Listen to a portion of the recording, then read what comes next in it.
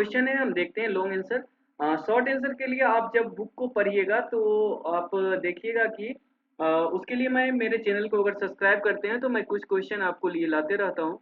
ये है first question, यूरोपीय व्यापारी कंपनियां, यहाँ पर होगा कंपनियां, एक से ज्यादा कंपनी थी जो भी यूरोपीय थी, Chinese, French east India company थी, और ये स्पेन ईस्ट इंडिया कंपनी थी, और भी बहुत सारी कंपनियां भारत में आई थी। तो यूरोपीय व्यापारी कंपनी भारत की तरफ क्यों आकर्षित हो रही थी, ये क्वेश्चन है मेरा फर्स्ट क्वेश्चन। यूरोपीय व्यापारी कंपनियां भारत की तरफ क्यों आकर्षित हो रही थी? यूरोप के बाजार में भारतीय सूती कपड़े, रेशम, काली मिर्च, लौंग, इलायची, दालचीनी आदि की जबरदस्त मांग थी। यूरोपीय का जो बाजार था, भारतीय सूती कपड़े, रेशम, काली मिर्च, लौंग, इलायची और दालचीनी आदि की जबरदस्त मांग थी। वे भारत में सस्ती कीमतों पर ये चीजें खरीद कर वापस यूरोप जाकर उन्हें ऊंची कीमत पर बेच देते थे। यहाँ से सामान खरीदते थे और वहां जाके बेच देते थे। इसी व्यापारिक संभावना के कारण वो भारत की ओर आकर्षित हो गए। बिजनेसमैन है, प्रॉफिट ज्यादा होता था, इसलिए भारत की तरफ आकर्षित हुए। सेकेंड मेरा क्वेश्चन है, बंगाल के नवाब और ईस्ट इंडिया कंपनी के बीच किन बातों पर विवाद थे? आप हमेशा पॉइंट वाइज लिखिएगा, फर्स्ट क्वेश्चन में मैंने नहीं लिखा है। अब आगे से देखिएगा कि मैं सारा क्वेश्चन का पॉइंट वाइज आंसर देता हूँ।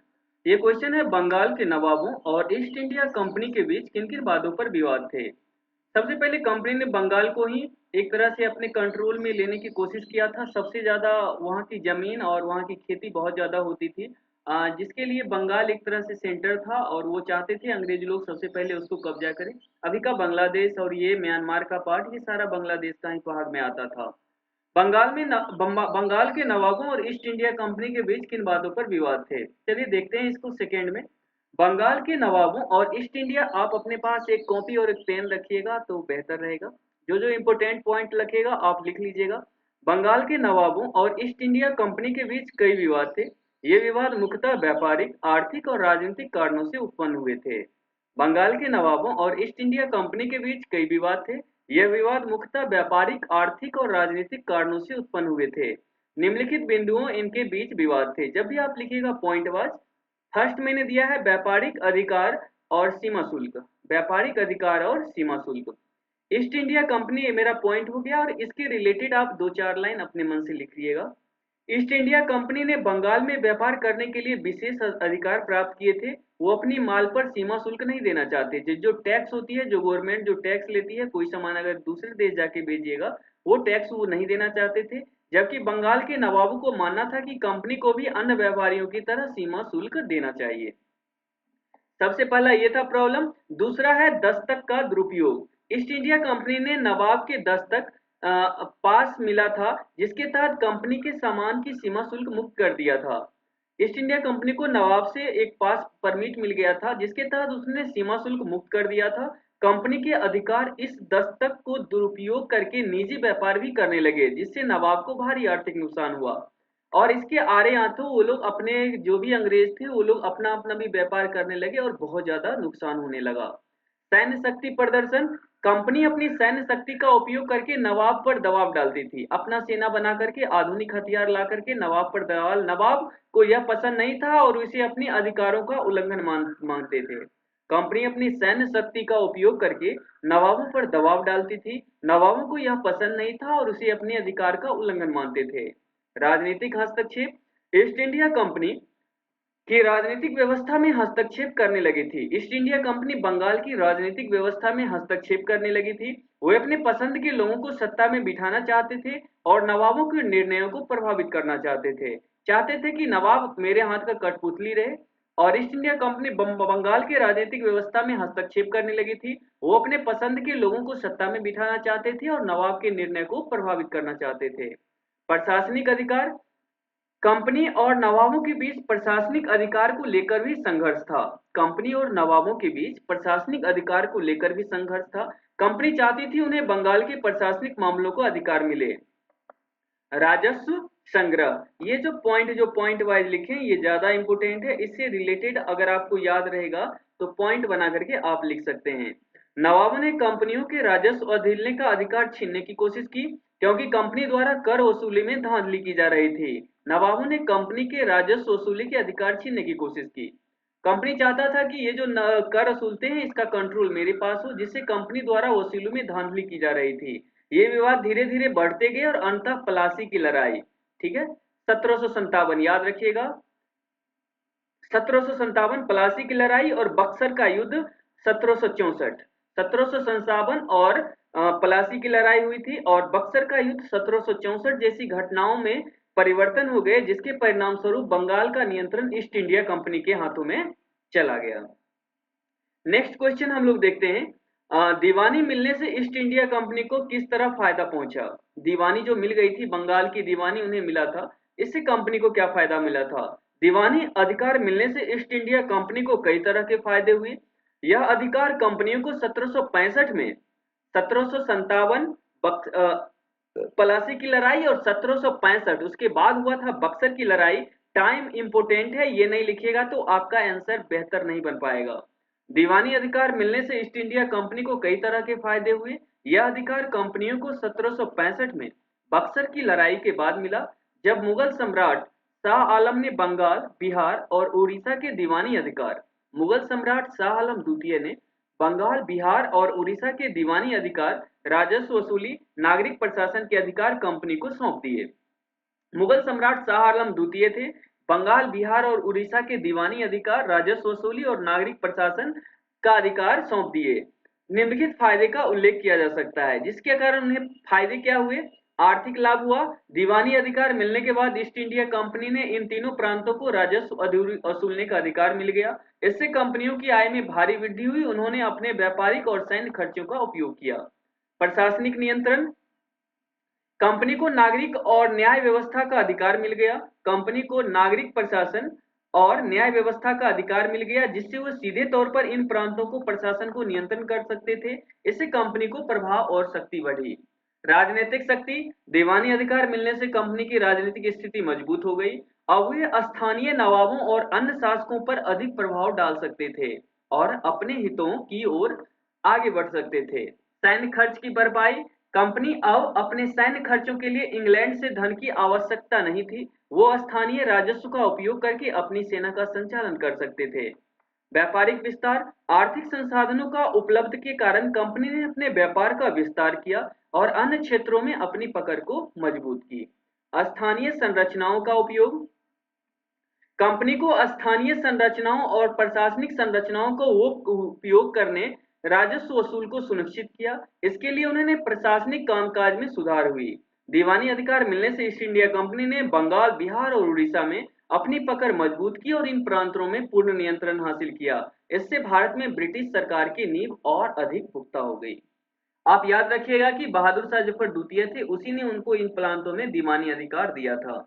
आई होप आप, अगर मैं ज़्यादा तेज बोलता हूँ, कमेंट कर सकते हैं और वीडियो अच्छा लगता है तो आप इसे सब्सक्राइब कीजिए, जिससे कि आपको एक बेहतर प्लेटफॉर्म मिल सके और मुझे भी थोड़ा मोटिवेशन हो सके। 4 नंबर क्वेश्चन है मेरा, east India company Tipu Sultan को खतरा क्यों मानती थी। ईस्ट इंडिया कंपनी जो थी, टीपू सुल्तान को खतरा क्यों मिलती थी। पूरे देश में देखा जाए तो दो ही सबसे मजबूत सरकार थी। जब क्लास में ये सब बातें होती है तो डिस्कस होती है, फिर भी थोड़ा सा सुन लीजिए। एक दिल्ली की जो सरकार थी, जो मुगल सम्राट थी, वो अंग्रेज ने अपने तरह से, जैसे अभी भी पढ़े पिछला क्वेश्चन में कि दीवानी अधिकार तीनों प्रांत का ले लिया था, बंगाल, उड़ीसा, ऐसे करके। और उसी तरह से ये जो थे टीपू सुल्तान थे, ये फ्रांसीसी को ज्यादा सपोर्ट करते थे, फ्रांस को। बाद में बहुत सारा एंग्लो फ्रांस वार हुआ और बाद में जाके फ्रांस कंपनी भी भारत में नहीं टिक पाई। तो east India company Tipu Sultan को खतरा क्यों मानती थी।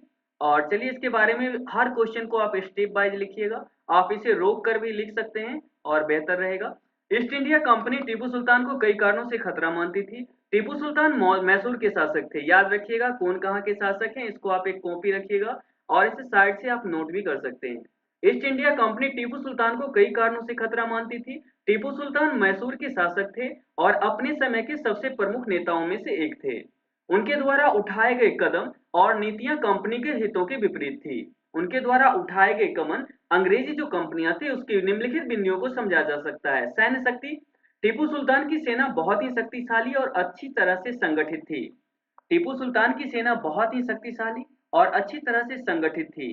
उन्होंने फ्रांसीसी सैन्य तकनीकी हथियारों का उपयोग करके अपनी सेना को मजबूत बनाया था। इससे कंपनी को डर था कि टीपू सुल्तान उसके विस्तारवादी योजना में बाधा डाल सकता है। ये लोग फ्रांस से उसी तरह के आधुनिक हथियार जैसे अंग्रेज यूज करते थे, फ्रांस भी डेवलप था तो उसके ज्यादा यूज करते थे। फ्रांस के साथ गठबंधन। टीपू सुल्तान ने फ्रांसीसी सरकार के साथ गठबंधन किया था, जो कि ब्रिटेन की प्रमुख प्रतिद्वंदी थे। फ्रांस भी चाहता था भारत में मेरा साम्राज्यवाद हो, लेकिन उसका नहीं हो पाया। गठबंधन कंपनी के लिए बड़ा खतरा था, क्योंकि फ्रांसीसी सैन्य सहायता से टीपू सुल्तान को और भी मजबूत हो सकते थे। आर्थिक नीतियां।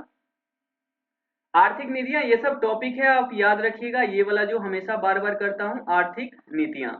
टीपू सुल्तान की आर्थिक नीतियां भी कंपनी के लिए खतरा थी। उन्होंने विदेशी व्यापारियों, विशेषकर ब्रिटिश व्यापारियों पर नियंत्रण लगाया और उन्होंने राज्य में स्वतंत्र व्यापार को बढ़ावा दिया। इससे कंपनियों को आर्थिक नुकसान हुआ। टीपू सुल्तान आर्थिक नीतियां भी कंपनी के लिए खतरा थी। उन्होंने विदेशी व्यापारियों, विशेषकर ब्रिटिश व्यापारियों पर नियंत्रण लगाया और उनके राजस्व में स्वतंत्र व्यापार को बढ़ावा दिया। राज्य में स्वतंत्र, इससे कंपनी को आर्थिक नुकसान हुआ। विस्तारवादी नीति। टीपू सुल्तान का विस्तारवादी नीति भी कंपनी के लिए चिंता का विषय था। उन्होंने अपने राज्य का विस्तार करने के लिए, अपने प्रभाव क्षेत्र को बढ़ाने के लिए कई युद्ध लड़े। इससे कंपनी को डर था कि वे दक्षिण भारत में अपनी प्रभुत्व को खो सकते हैं। राष्ट्रवादी भावना। टीपू सुल्तान भारतीय उपमहाद्वीप में ब्रिटिश उपनिवेशवाद के खिलाफ एक प्रमुख राष्ट्रवादी प्रतीक थे। उन्होंने संघर्षशील भावना और अंग्रेज के प्रति उनके विरोध से अन्य भारतीय शासकों को भी प्रेरित किया, जिससे कंपनी की स्थिति कमजोर होती जा रही थी। 6 पॉइंट है पिछले संघर्ष। टीपू सुल्तान के पिता हैदर अली। टीपू सुल्तान के पिता हैदर अली और खुद टीपू सुल्तान ने कंपनी के खिलाफ कई युद्ध लड़े थे, जिन्हें एंग्लो मैसूर युद्ध के नाम से जाता है। इस युद्ध में टीपू सुल्तान की ताकत और उसकी रणनीतिक कुशलता कंपनी के लिए एक स्थानीय खतरा बनी रही। इन सभी कारणों से east India company Tipu Sultan को एक प्रमुख खतरा मानती थी। उन्हें पस्त करने के लिए कई युद्ध लड़े, जिसमें अंततः 1799 चौथा एंग्लो इंडियन वार। आप लोग अगर अच्छे से तैयारी कीजिएगा तो कमेंट कर सकते हैं। फर्स्ट एंग्लो इंडियन वार, सेकेंड एंग्लो इंडियन वार, थर्ड एंग्लो इंडियन वार, फोर्थ एंग्लो इंडियन वार। पहला जो फर्स्ट है शायद वो टीपू सुल्तान के पिताजी हैदर अली लड़े थे, दो ठो। और आप अच्छे से देखिएगा। और चौथे 1799 में जो चौथा एंग्लो इंडियन मैसूर युद्ध हुआ था, जिसमें टीपू सुल्तान की मृत्यु हो गई थी और उसके बाद एक तरह से मैसूर और पूरे एरिया पर उसका कब्जा हो गया। नेक्स्ट क्वेश्चन है सब्सिडियरी अलायंस, सहायक संधि की व्याख्या करें। सब क्वेश्चन को मैं पॉइंट वाइज लिखता हूं, आप लोग अच्छे से समझते होइएगा, तो आप इसे लाइक और सब्सक्राइब कीजिएगा। सब्सिडियरी अलायंस व्यवस्था की व्याख्या करें। सहायक संधि की व्यवस्था ब्रिटिश ईस्ट इंडिया कंपनी द्वारा 18वीं और 19वीं शताब्दी में भारतीय रियासतों पर नियंत्रण स्थापित करने के लिए अपनाई गई एक महत्वपूर्ण नीति थी। याद रखिएगा, 18वीं सदी और 19वीं शताब्दी में 1798 से लेके 1805 तक, 1798 से 98, 99, 100, 1, 2, 3, 4, 5, वो 7 वर्षों तक ये रहा था। 18वीं सदी से 19वीं शताब्दी में भारतीय रियासत पर नियंत्रण स्थापित करने के लिए अपनाई गई एक महत्वपूर्ण नीति थी। इस नीति को मुख्यतः लॉर्ड वेलेस्ली, याद रखिएगा, किसके काल में हुआ? लॉर्ड वेलेस्ली ने 1798 से 1805 के बीच लागू किया गया। सहायक संधि की प्रमुख बातें निम्नलिखित हैं। सैन्य सुरक्षा।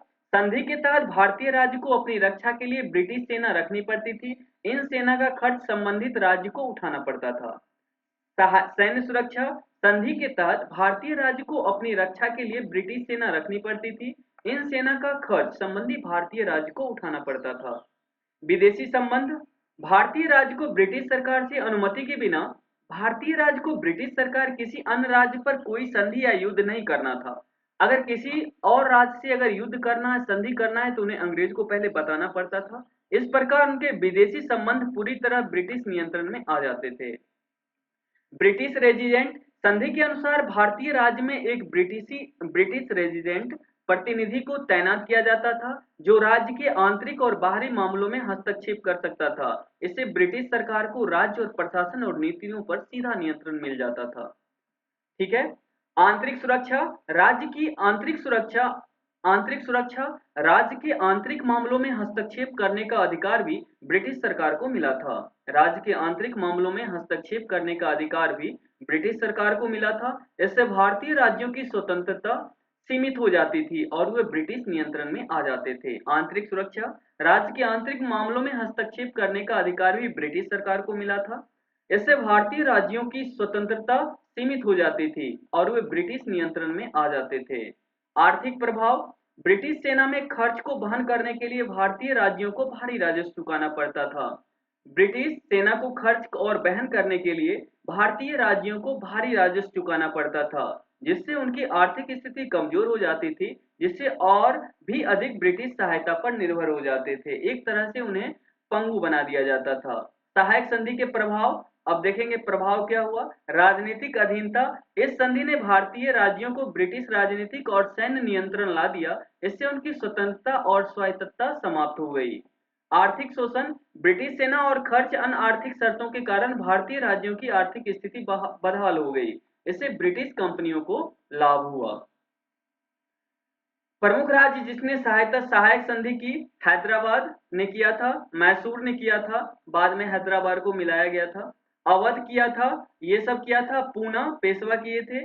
सहायक संधि व्यवस्था ने ब्रिटिश ईस्ट इंडिया कंपनी को भारतीय उपमहाद्वीप में अपना प्रभुत्व स्थापित करने में महत्वपूर्ण भूमिका निभाई और उन्होंने स्थानीय शासकों पर प्रभावी नियंत्रण प्राप्त करने में मदद की। इस नीति के तहत भारतीय राज्यों की स्वतंत्रता और संप्रभुता को समाप्त कर दिया गया और उन्हें ब्रिटिश साम्राज्यों का हिस्सा बना दिया गया। आई होप आप इसे रोक रोक करके एक दो बार देखिएगा, कॉपी में नोट कीजिएगा तो बेहतर होगा। 7 नंबर मेरा क्वेश्चन है, कंपनी का शासन भारतीय राजाओं के शासन से किस तरह अलग था। कंपनी का जो शासन था भारतीय राजाओं के शासन से किस तरह अलग था। चलिए देखते हैं।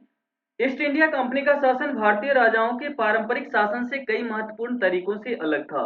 ईस्ट इंडिया कंपनी का शासन भारतीय राजाओं के पारंपरिक शासन से कई महत्वपूर्ण तरीकों से अलग था। निम्नलिखित बिंदुओं में इन अंतर को स्पष्ट किया जा सकता है।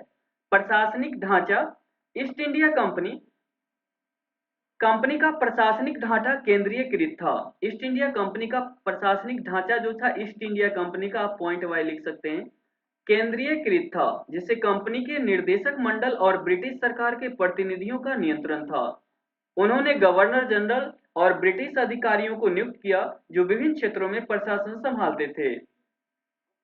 ईस्ट इंडिया कंपनी का प्रशासन ढांचा केंद्रीयकृत था, सेंट्रल के साइड के था, जिससे कंपनी के निर्देशक मंडल और ब्रिटिश सरकार के प्रतिनिधि का नियंत्रण रहता था। उन्होंने गवर्नर जनरल और अन्य ब्रिटिश अधिकारियों को नियुक्त किया जो विभिन्न क्षेत्रों को प्रशासन संभालते थे। आधुनिक प्रशासनिक प्रणाली जैसे कि जिलों और प्रांतों का विभाजन और ब्रिटिश अधिकारियों द्वारा नियुक्त था। अभी भी जिला का जो विभाजन है, पुराना वाले बहुत सारे जिले वैसे ही हैं, जनसंख्या बढ़ा है तो बाद में बदला गया है। भारतीय राजाओं को शासन अधिक विकेंद्रीकृत था, उसका केंद्रीयकृत था और इसका विकेंद्रीकृत था, जिसमें स्थानीय जमींदारों और सामंती सरदारों की महत्वपूर्ण भूमिका होती थी। राजाओं का दरबार मुख्य प्रशासनिक केंद्र था। परंपरागत और व्यक्तिगत शासन प्रणाली, जिसमें निर्णय अक्सर व्यक्तिगत पसंद और रिवाजों के आधारित होता था। मुस्लिम है अपने हिसाब से पनिशमेंट देंगे, हिंदू लोग अपने हिसाब से देंगे। न्याय प्रणाली, ईस्ट इंडिया कंपनी न्याय प्रणाली जो थी, ईस्ट इंडिया कंपनी एक संगठित और कानूनी ढांचे पर आधारित न्याय प्रणाली लागू की। कंपनी ने एक संगठित और कानूनी ढांचे पर आधारित न्याय प्रणाली लागू की जिसमें ब्रिटिश कानून का पालन होता था। न्यायालयों की स्थापना की गई और अंग्रेजी न्यायाधीश नियुक्त किए गए। भारतीय राजाओं की न्याय प्रणाली प्रारंभिक पारंपरिक और धर्म आधारित थी। भारतीय राजाओं की न्याय प्रणाली पारंपरिक और धर्म आधारित होती थी। पंचायती राज, स्थानीय रीति रिवाज, धार्मिक कानूनों का पालन किया जाता था। कर प्रणाली, ईस्ट इंडिया कंपनी ने कर पर संग्रह के लिए एक संगठित और कठोर प्रणाली लागू की। ईस्ट इंडिया कंपनी ने कर संग्रह के लिए एक संगठित और कठोर प्रणाली लागू की जिसमें जमींदारों रैयतवारी व्यवस्था शामिल थी। जमींदारी और रैयतवारी करों की दरें अक्सर बहुत ऊंची होती थी, उससे उसकी संग्रह करने के तरीके कठोर थे। और इसमें भारतीय राजा दोनों के बारे में पॉइंट सेम टाइम दिया गया है। भारतीय राजाओं की कर प्रणाली पारंपरिक और अधिक लचीली होती थी। करों की दरों स्थानीय उत्पादों और स्थानीय स्थिति के अनुसार होती थी। कर संग्रह का तरीका अधिक सामंजस्य था। यहाँ के राजा थे तो अगर ज्यादा प्रॉब्लम हुआ तो छूट दे देते थे। आर्थिक नीतियां, ईस्ट इंडिया कंपनी कंपनी की नीति मुख्यतः आर्थिक शोषण पर आधारित थी। उसका मुख्य उद्देश्य भारत से अधिक संपत्ति निकालना और ब्रिटेन भेजना था। उन्होंने भारतीय कुटीर उद्योगों को नष्ट कर ब्रिटिश वस्तुओं और उत्पादों को बढ़ावा दिया था। भारतीय राजाओं को आर्थिक नीतियां स्थानीय अर्थव्यवस्था और स्वदेशी उद्योगों को संरक्षण देने पर केंद्रित होती थी। वे स्थानीय उद्योगों और कृषि को बढ़ावा देते थे। विदेशी संबंध। ईस्ट इंडिया कंपनी का विदेशी संबंध। कंपनी को विदेशी नीति पूरी तरह से ब्रिटिश साम्राज्य के हितों पर आधारित थी। उन्होंने भारतीय राज्यों के साथ सहायक संधियां की और उन्हें ब्रिटिश संरक्षण में रखा। भारतीय राजा भारतीय राजा स्वतंत्र रूप से दूसरे राज्यों और विदेशी शक्तियों के साथ संबंध बनाते थे। उनकी नीतियां स्थानीय और व्यक्तिगत हितों पर आधारित होती थी। सामाजिक और सांस्कृतिक प्रभाव। ईस्ट इंडिया कंपनी का शासन सामाजिक और सांस्कृतिक दृष्टि से भिन्न था। उन्होंने पश्चिमी शिक्षा, रीति रिवाज, क्रिश्चियन मानते थे वो अपना पश्चिमी शिक्षा, अभी जो आधुनिक शिक्षा है, संस्कृति का प्रसार जिसमें भारतीय समाज में व्यापक परिवर्तन आए। भारतीय राजाओं का शासन स्थानीय संस्कृति, परंपराओं, धर्म आधारित थी। वो अपने राज्यों की संस्कृतियों और धार्मिक पहचान को संरक्षित करते थे। निष्कर्ष। ईस्ट इंडिया कंपनी का शासन भारतीय राजाओं के शासन से केंद्रीयकृत, संगठित और शोषणकारी थी।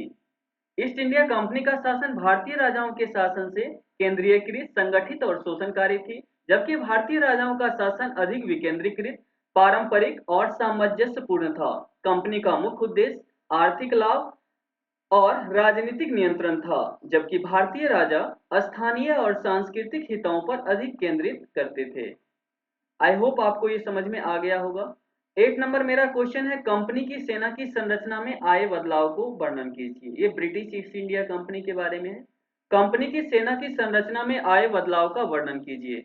ईस्ट इंडिया कंपनी की सेना की संरचना में कई महत्वपूर्ण बदलाव आए, जो कंपनी के भारत में विस्तार और नियंत्रण को मजबूत बना के किए गए थे। निम्नलिखित बिंदुओं में इन बदलाव का वर्णन किया गया है। ईस्ट इंडिया कंपनी की सेना की संरचना में कई महत्वपूर्ण बदलाव आए हैं, जो कंपनी के भारत में विस्तार और नियंत्रण को मजबूत बनाने के लिए किए गए हैं। निम्नलिखित बिंदुओं में इन बदलाव को वर्णन किया गया है। सेना की संरचना, ये पॉइंट हो गया, आप याद रखिएगा। ये जो ऊपर में लिखता हूं मैं, ये सारा पॉइंट है। और ऐसे करके तीर का निशान देके आप जब कॉपी में नोट कीजिएगा, 2 पेन रख करके, एक ब्लैक और एक ब्लू, 2 पेन रहना चाहिए।